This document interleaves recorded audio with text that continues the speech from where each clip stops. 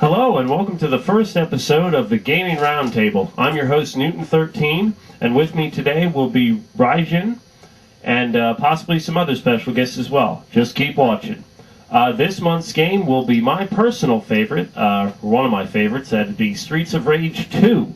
I know there's been many iterations of the game throughout the years, like compilations it's been released on, etc., and we'll get into that later. But we're going to be talking about the Sega Genesis version, and also maybe touch a little bit on the Xbox Live Arcade version. Thank you, and I hope you enjoy the show.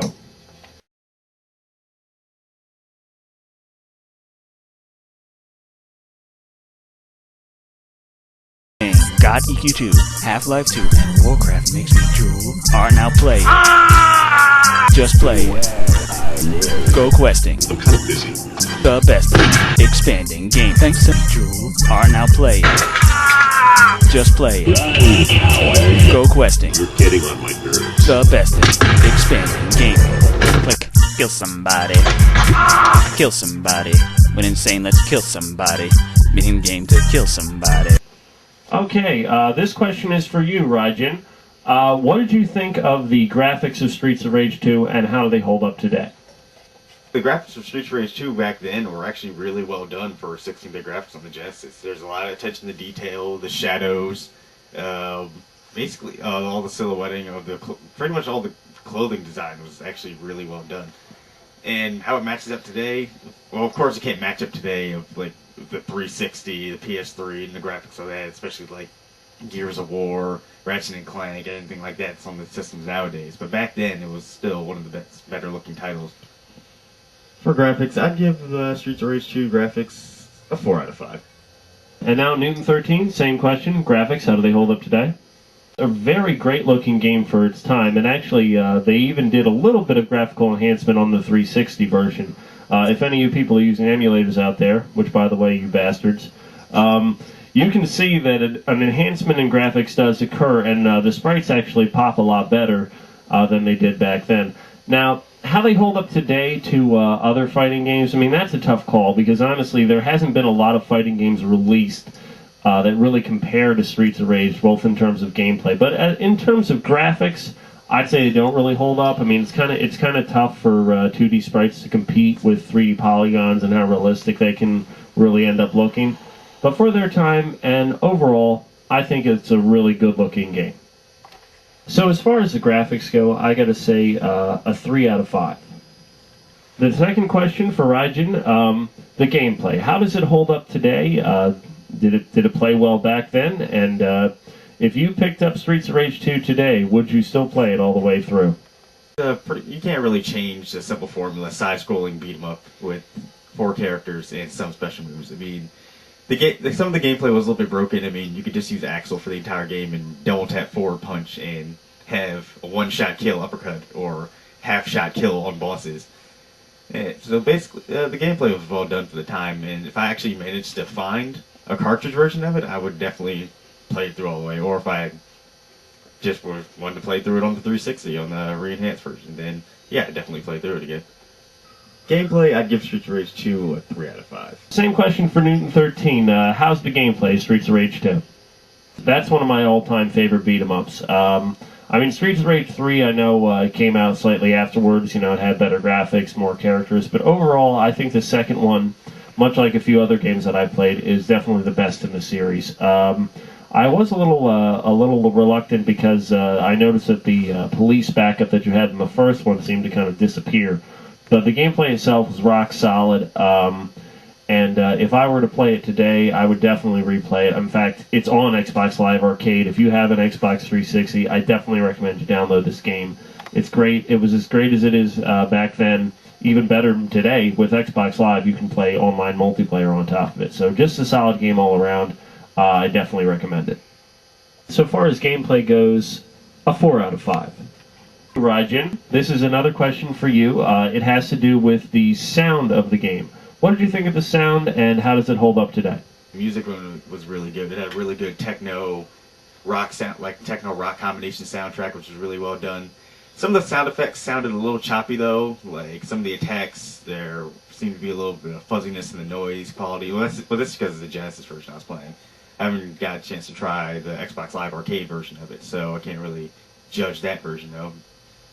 But yeah, but for back when it first came out, it was definitely good sound quality because you didn't really notice too many details like the sound being too choppy. For sound, I have to say I love the soundtrack for this game. I'm giving it a 5 out of 5.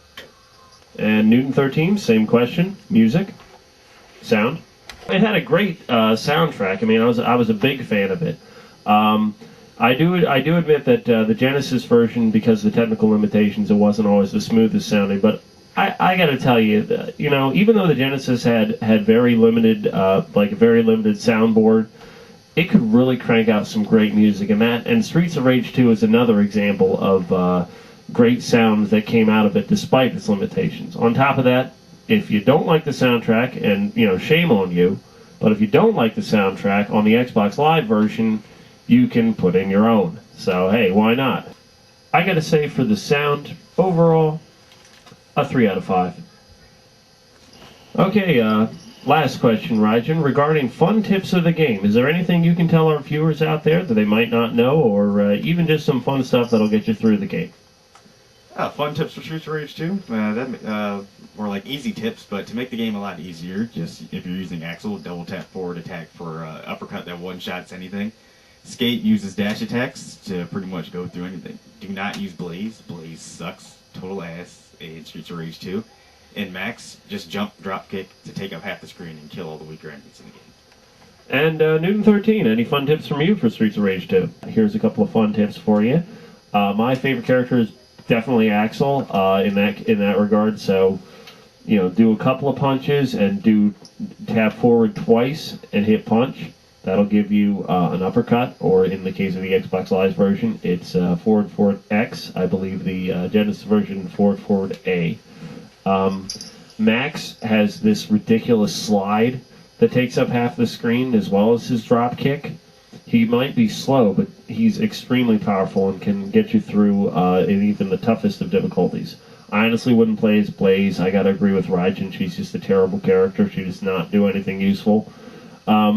If that's not enough, I just want to mention that to all you Xbox Live achievement whores out there, if you use Axel's uppercut, or really any of the moves that require you to tap forward twice and hit the punch button, you will not lose the achievement for using no special powers if you get through the end of the game.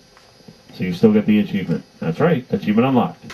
Okay, now for one of my favorite sequences. This is the one where we talk about what's currently going on in the gaming industry. You know they're acting like it's down now. You know but you're acting like it's down now.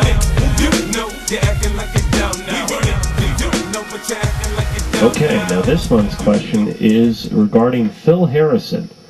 Recently it was announced that he was actually leaving Sony, and in this case he's actually gone to join Atari. Rajan, could you tell us what you think about that? But he must have went to some Atari party and somebody slipped him something and said, hey, join us. You know what? It sounds like a good idea. And then he just passes out. That's my take on it. And Newton 13, same question. Phil Harrison leaving Sony? If Phil can push out a game like Super Rub-a-Dub on Sony, he's bound to get something done with Atari. Okay, now it's time to tally up our final score for the game. Rajan, we'd like to hear your final score. For the final review, Streets of Rage 2, I gave it my overall score of a 4 out of 5. Okay, and Newton 13, your final score. My final score is 3 out of 5. This one we definitely recommend, people. If you can find it, pick it up. Thank you for watching the Gaming Roundtable. Next time on the Gaming Roundtable, we will be reviewing another game. Is it good? Is it bad? Well, let's just say, stay tuned.